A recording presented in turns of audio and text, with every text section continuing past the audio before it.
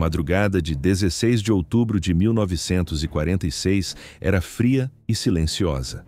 Dentro da prisão de Nuremberg, 10 homens caminhavam para a morte. Eles não eram criminosos comuns, eram algumas das figuras mais poderosas do Terceiro Reich, arquitetos de um regime que havia mergulhado o mundo em sua guerra mais sangrenta. Ao encararem a forca, cada um teve seus últimos momentos para falar. Alguns imploraram por perdão, outros mantiveram seu desafio até o fim e uns poucos disseram palavras que assombrariam os executores por anos.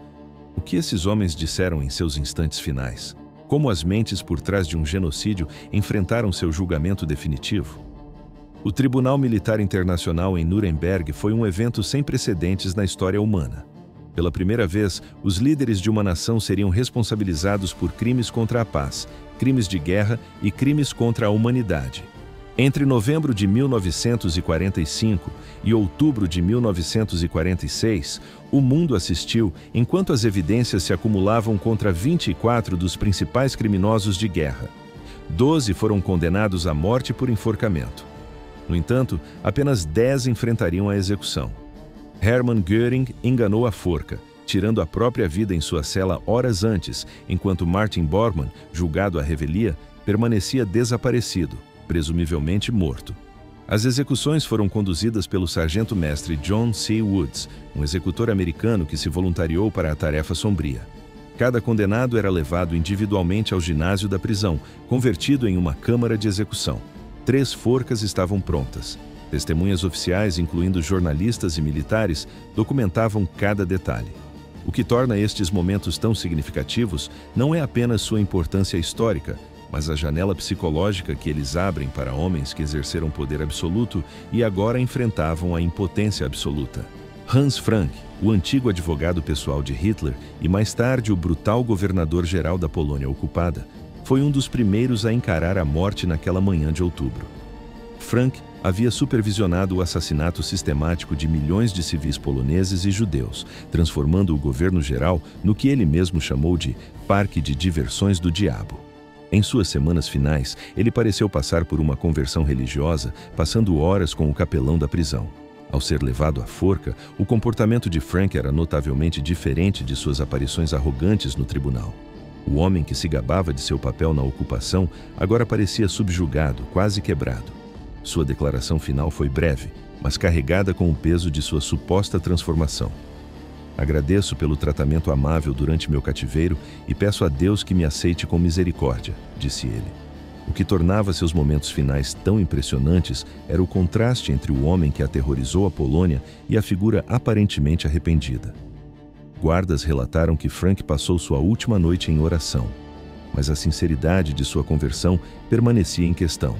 Era remorso genuíno ou o desespero de um homem condenado buscando absolvição? O capelão acreditava ser real, outros viam apenas uma transformação conveniente demais. Enquanto o laço era colocado em seu pescoço, suas mãos tremiam levemente. Mas o caso de Frank foi apenas o começo. O próximo condenado apresentaria um rosto completamente diferente de desafio à sombra da morte. O marechal de campo Wilhelm Keitel representava a velha tradição militar prussiana, embora seu legado estivesse para sempre manchado pela cumplicidade em crimes de guerra. Como chefe do alto comando das Forças Armadas, Keitel assinou inúmeras ordens que violavam as leis da guerra, incluindo a infame Ordem dos Comissários, que exigia a execução de oficiais políticos soviéticos capturados. Durante todo o julgamento, Keitel sustentou que estava simplesmente cumprindo ordens, a obrigação de um soldado para com seu superior. Essa defesa, mais tarde conhecida como a Defesa de Nuremberg, seria rejeitada pelo tribunal, mas Keitel nunca vacilou em sua posição. A obediência militar para ele era sagrada. Na manhã de sua execução, sua postura militar permanecia intacta. Oficiais da prisão notaram que ele manteve uma disciplina pessoal rigorosa durante todo o tempo encarcerado, seguindo uma rotina rígida e mantendo sua forma física, apesar das circunstâncias. Quando levado ao patíbulo, Wilhelm Keitel caminhava com os passos medidos de um soldado em parada militar. As testemunhas descreveram um homem que parecia quase aliviado por seu calvário estar finalmente chegando ao fim. Diferente da aparente transformação espiritual de Hans Frank, Keitel não demonstrava sinal algum de despertar religioso ou remorso pessoal por suas ações.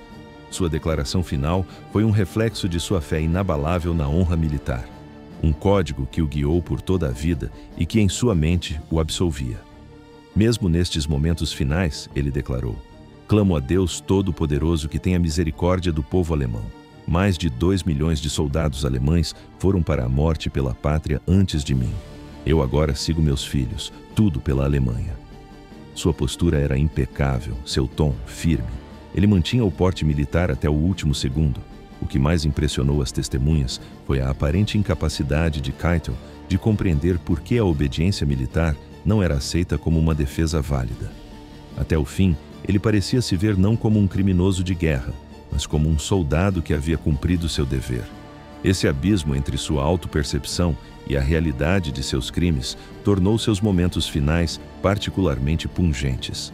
Enquanto a corda era ajustada, Keitel permaneceu em posição de sentido, de pé, sobre o alçapão que em breve se abriria sob seus pés. Um soldado profissional até o fim. Mas se Keitel representava a obediência cega do militar, o próximo condenado encarnava algo muito mais sinistro: o arquiteto intelectual da ideologia racial. Julius Streicher era diferente dos outros. Enquanto os demais haviam detido o poder militar ou administrativo, a arma de Streicher haviam sido as palavras. Como editor do Der Stürmer, o jornal viciosamente antissemita, Streicher envenenou as mentes alemãs com propaganda racista por mais de 2 décadas. Durante seu aprisionamento, ele permaneceu impenitente e frequentemente beligerante. Os guardas relatavam que ele fazia comentários inapropriados e parecia ter prazer em provocar reações. Ao contrário da suposta conversão de Frank ou da resignação digna de Keitel, Streicher manteve sua visão de mundo odiosa até o fim. Na manhã de 16 de outubro, seu comportamento era errático e perturbador. Ao ser levado para a câmara de execução, as testemunhas notaram seu estado agitado e o olhar selvagem em seus olhos. Os oficiais da prisão esperavam problemas e suas preocupações se mostraram justificadas. Os momentos finais de Streicher foram marcados pelo desafio e pelo ódio contínuo.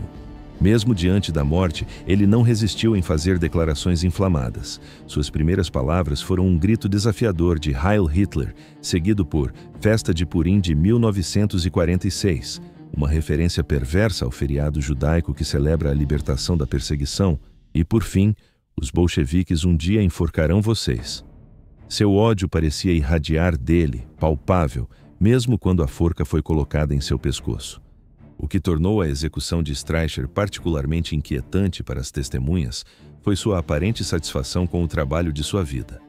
Enquanto outros condenados expressavam arrependimento ou mantinham um silêncio digno, Streicher parecia orgulhoso de sua contribuição para a causa nazista.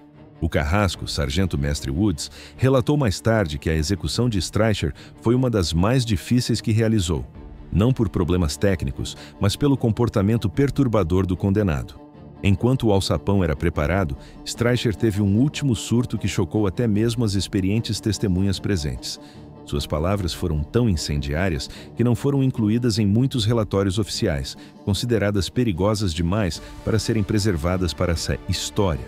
No entanto, o ódio desafiador de Streicher empalideceria em comparação com o próximo condenado, cujas palavras finais revelariam as profundezas do fanatismo ideológico. Ernst Kaltenbrunner media mais de 1,80 m de altura. Sua presença física imponente correspondia ao seu papel como um dos oficiais da SS de mais alta patente a sobreviver à guerra. Como chefe do escritório principal de segurança do Reich, Kaltenbrunner supervisionou a Gestapo, a polícia criminal e o serviço de inteligência.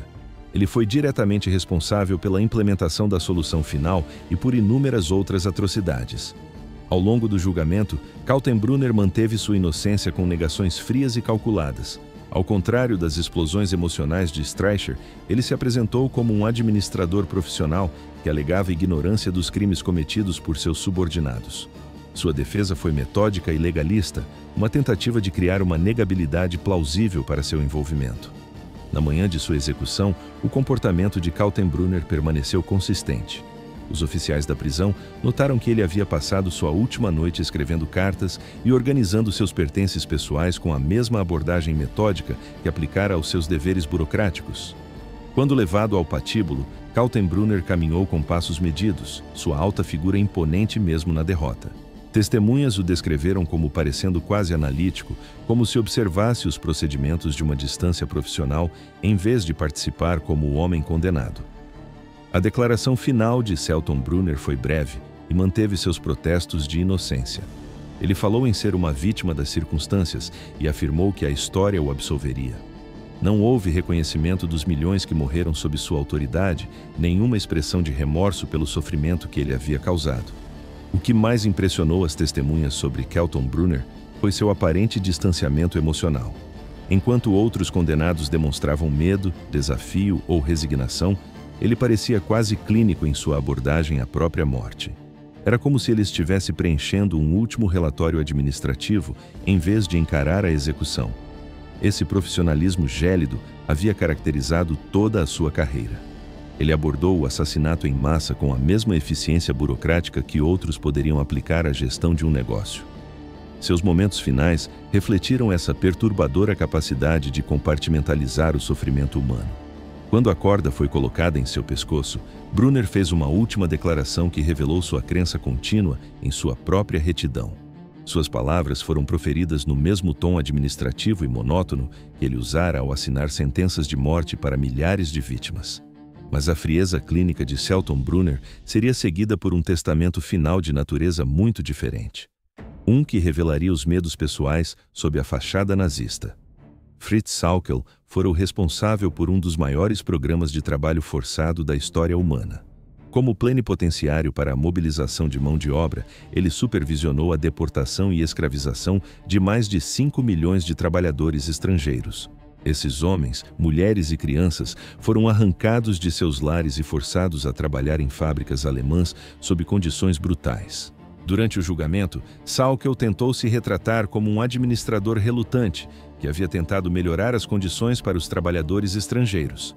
Essa defesa desmoronou sob o peso das evidências que mostravam seu envolvimento pessoal no planejamento e implementação do programa de trabalho escravo. Diferente de alguns de seus corréus, Sauckel demonstrou visível angústia emocional durante todo o seu encarceramento. Guardas relataram que ele frequentemente parecia ansioso e tinha dificuldade para dormir. O homem que exercera um poder enorme sobre milhões de vidas parecia lutar com sua própria impotência na prisão. Na manhã de sua execução, a ansiedade de Sauckel era evidente para todos os presentes. As testemunhas notaram sua tez pálida e mãos trêmulas enquanto ele era levado para a câmara de execução. O administrador confiante que havia gerenciado uma rede de trabalho forçado que abrangia um continente fora substituído por um homem assustado e quebrado. A declaração final de Sauckel foi marcadamente diferente das palavras desafiadoras ou friamente profissionais de seus predecessores. Ele falou de sua família e expressou temores sobre o futuro deles. Havia uma qualidade suplicante em suas palavras, como se ele ainda esperasse por algum perdão de última hora. O que tornou a execução de Sauckel particularmente pungente foi sua aparente percepção do custo humano de suas ações. Embora nunca tenha reconhecido plenamente seus crimes, suas palavras finais sugeriram um vislumbre da imensa dor que ele havia causado. Esse reconhecimento parcial de culpa o distinguiu de alguns de seus corréus mais desafiadores. O capelão da prisão relatou que Sauckel buscou aconselhamento espiritual em suas últimas semanas. Embora sua conversão religiosa parecesse menos completa que a suposta transformação de Frank, ele parecia estar tateando em busca de redenção, enquanto ainda lutava para aceitar plenamente a responsabilidade por seus crimes. Quando Sauckel subiu ao patíbulo, seu medo era palpável para as testemunhas. Suas palavras finais foram interrompidas por sua angústia visível, e os oficiais da prisão tiveram que ampará-lo para mantê-lo de pé. O homem que não demonstrou misericórdia a milhões de trabalhadores forçados agora implorava por misericórdia para si mesmo. No entanto, mesmo o apelo temeroso de Sauckel seria ofuscado pela execução seguinte. A de um homem cujas palavras finais demonstrariam a persistência da ideologia nazista, mesmo diante da morte. O general Alfred Jodl havia sido um dos conselheiros militares mais próximos de Hitler, servindo como chefe do Estado-Maior de Operações do Alto Comando das Forças Armadas. Sua mente estratégica ajudou a planejar algumas das campanhas mais devastadoras da guerra, e sua assinatura aparecia em inúmeras ordens que violavam o direito internacional. Ao longo do julgamento, Jodl manteve sua postura profissional, apresentando defesas detalhadas de suas decisões militares. Diferente da simples defesa de obediência de Keitel, Jodl tentou justificar suas ações com base em fundamentos estratégicos e táticos, argumentando que a necessidade militar ditara suas escolhas. Em suas últimas semanas, Jodl passou um tempo considerável escrevendo o que ele chamou de seu testamento histórico, uma justificativa detalhada de suas decisões durante a guerra. Os oficiais da prisão notaram que ele abordou essa tarefa com a mesma atenção meticulosa aos detalhes que caracterizou seu planejamento militar. Na manhã de sua execução, Alfred Jodl parecia sereno, pensativo. As testemunhas o descreveram não como um homem condenado à morte, mas como um professor prestes a iniciar uma palestra. Havia uma frieza acadêmica em sua postura, uma calma calculada em cada movimento medido. Sua mente, forjada em academias militares e salas de estratégia, tentava aplicar a mesma lógica fria ao seu próprio fim. E essa lógica transpareceu em sua declaração final. Ele falou de seu dever para com a Alemanha, de sua lealdade como soldado, convicto de que os historiadores do futuro, com a distância do tempo, compreenderiam a encruzilhada impossível em que fora colocado. Não houve um vislumbre de arrependimento, nenhuma admissão de crimes, apenas o relatório final de um oficial profissional. Era isso que o distinguia dos outros. Enquanto Keitel se agarrava à tal obediência cega e outros alegavam ignorância, Jodl construía argumentos sofisticados, quase filosóficos, para suas decisões. Suas últimas palavras foram a culminação dessa racionalização. Os funcionários da prisão notaram que ele manteve correspondência com a esposa até o último minuto, e nessas cartas se pintava como uma vítima das circunstâncias políticas, um peão em um jogo maior, e não como um arquiteto de crimes de guerra. Essa autoimagem tingiu cada sílaba que ele pronunciou no cadafalso. Enquanto o laço era preparado, Jodl discursou com a precisão de um briefing militar. O tom era analítico, profissional, como se estivesse apresentando uma avaliação estratégica final. A mente que planejara campanhas militares agora, em seus últimos momentos, planejava o próprio legado histórico. Mas as justificativas intelectuais de Jodl seriam seguidas, talvez, pela declaração final mais perturbadora de todas. Palavras que revelariam as profundezas da ideologia racista que havia sido o motor do regime nazista. Wilhelm Frick foi um dos primeiros membros do partido e serviu como ministro do interior do Reich. Nessa função, ele foi a mão que redigiu a estrutura legal da perseguição. Foram suas leis que sistematicamente despojaram judeus e outras minorias de seus direitos civis, pavimentando com parágrafos e artigos o caminho para o genocídio. Durante o julgamento, Frick tentou se distanciar da brutalidade, pintando-se como um mero administrador legal que apenas codificava decisões políticas tomadas por outros. Uma defesa que ruiu sob o peso das evidências de seu envolvimento pessoal na criação de leis de perseguição cada vez mais cruéis. Em suas semanas finais, ele manteve a mesma abordagem legalista. Oficiais da prisão relataram que passava a maior parte do tempo organizando seus papéis, escrevendo explicações detalhadas de seus atos. A mentalidade burocrática permaneceu intacta, mesmo diante da morte. Naquela manhã, Frick parecia cansado, mas composto. Testemunhas notaram que ele caminhou para a forca com o passo medido de um homem que participa de um procedimento legal de rotina. O burocrata que havia metodicamente desmontado as proteções legais de milhões, agora se aproximava da própria morte com precisão administrativa. Sua declaração final refletiu essa crença inabalável na legalidade de suas ações. Ele falou de seu papel como advogado e administrador, afirmando ter seguido os procedimentos corretos. Não houve reconhecimento de que as próprias leis podem ser criminosas quando usadas para facilitar a perseguição e o assassinato. O que tornava a execução de Frick particularmente significativa era o seu papel em fornecer uma capa de legalidade às atrocidades nazistas. Enquanto outros comandavam tropas ou implementavam políticas, Frick havia criado a arquitetura jurídica que tornava a perseguição sistemática possível. Suas últimas palavras não mostraram qualquer compreensão dessa corrupção fundamental da lei. O capelão da prisão relatou que Frick demonstrou pouco interesse em questões espirituais, preferindo focar-se em preocupações legais e administrativas. Sua abordagem da morte foi tão metódica e desprovida de emoção quanto sua abordagem para criar leis de perseguição. Enquanto estava no cadafalso, suas últimas palavras foram proferidas no mesmo tom seco e formal que usara durante toda a sua carreira. O homem que perverteu a lei para servir ao ódio manteve sua postura burocrática até o fim, sem demonstrar entender o custo humano de sua arquitetura legal. No entanto, mesmo o legalismo frio de Frick seria ofuscado pela última execução do dia. Um homem cujas últimas palavras encapsulariam o núcleo impenitente da ideologia nazista. Arthur Seyss-Inquart foi o artífice da anexação da Áustria e, mais tarde, serviu como comissário do Reich para a Holanda ocupada. Em ambas as funções, ele supervisionou políticas de ocupação brutais que resultaram na morte de centenas de milhares de civis, incluindo a deportação sistemática dos judeus holandeses.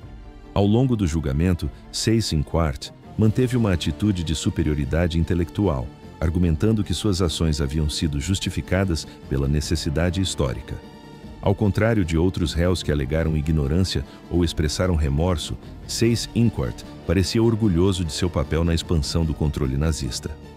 Nas suas últimas semanas, Arthur Seyss-Inquart mergulhou em um trabalho febril.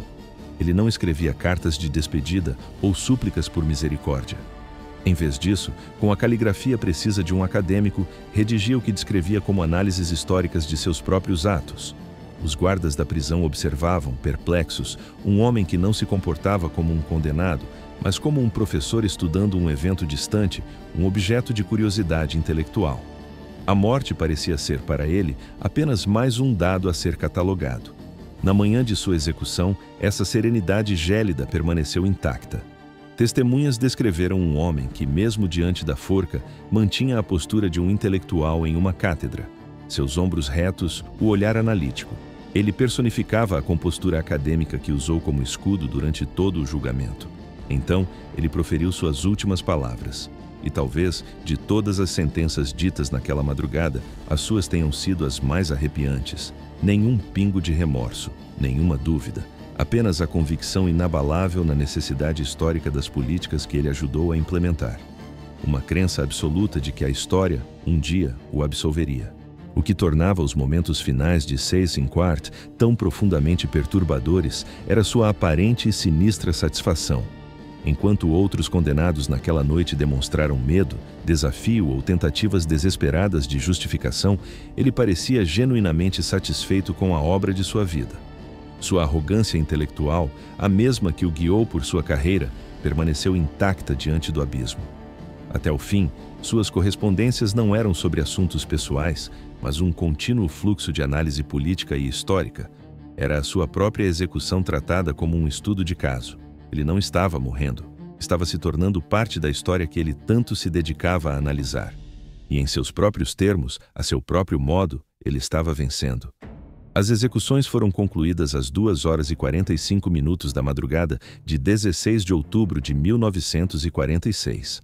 Os corpos foram cremados em segredo e suas cinzas dispersadas nas águas frias do rio Isar. Uma medida drástica para garantir que nenhum túmulo se tornasse um altar. Para que a memória física do regime se dissolvesse no curso de um rio sem deixar vestígios.